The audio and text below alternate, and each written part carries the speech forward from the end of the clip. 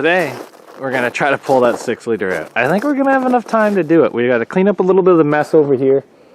We have a couple of buddies coming over to look at some cars for derby use and stuff like that, but I'd really like to try to get that 6 liter out today. So the first step is to start the old girl.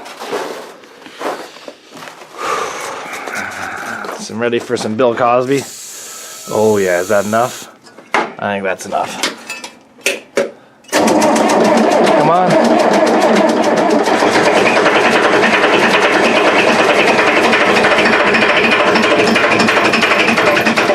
Oh, I gotta turn down the idle just a bit.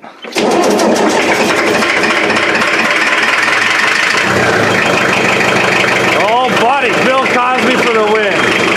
She needs about a 20-minute warm-up. So you pull the hydraulics, nothing's even happening.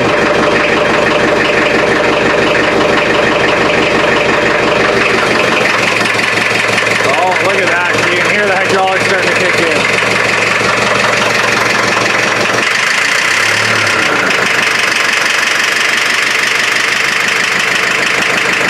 That's the hydraulic pump kicking on. There, we should have hydraulics now. There we go. We have hydraulics now.